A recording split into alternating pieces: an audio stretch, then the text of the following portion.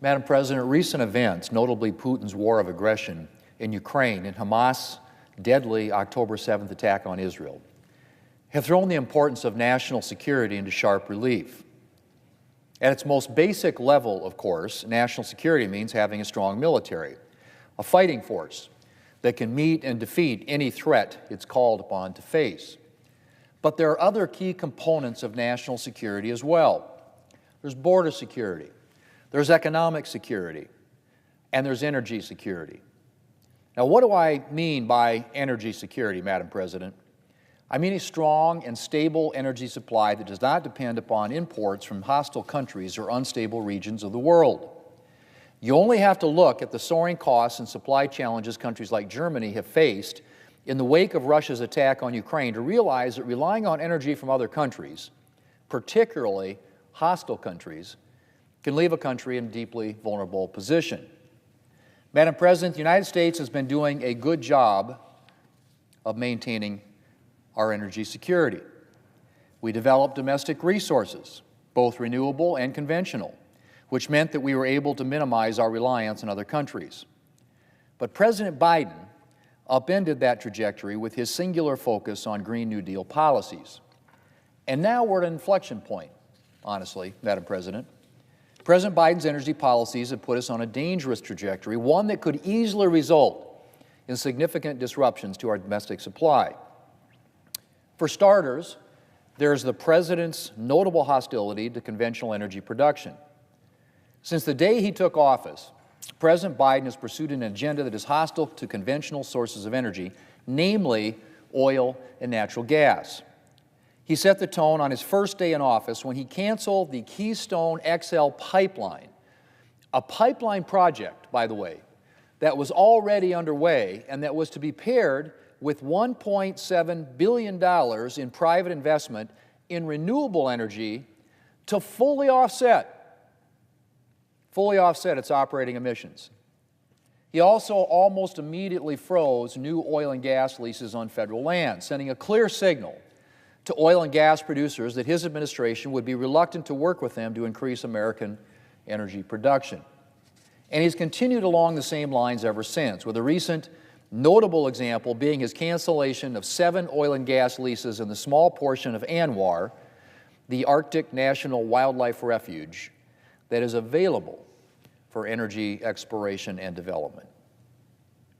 The problem with the President's actions, of course, is that our nation is nowhere near being able to end our reliance on conventional energy.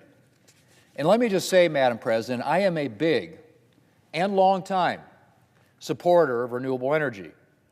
But we are simply not in a position yet where we can rely predominantly on alternative energy technologies. The President himself admitted as much in his most recent State of the Union address, but that hasn't stopped him from pursuing policies that seem designed to eventually force our nation to rely on other countries for oil and gas, with all the attendant security and economic risks that brings. And the President's energy agenda isn't limited to canceling oil and gas leases or discouraging investment in conventional energy production. Also of deep concern is the President's apparent determination to force Americans to adopt electric vehicles on a broad scale within the next decade. And why is this so concerning?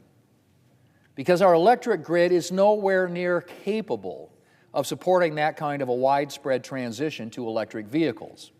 Rising electricity demand is already stretching our grid, which has been weakened by the move away from conventional energy sources. In February, the PJM interconnection, which manages a substantial part of Eastern America's electric grid, warned that fossil fuel plants are being forced to retire at a faster rate than new renewables can be brought online, at a rate of roughly 2 to 1. In other words, Madam President, we're rapidly approaching a situation in which we simply don't have the ability to keep up with our current electricity demand.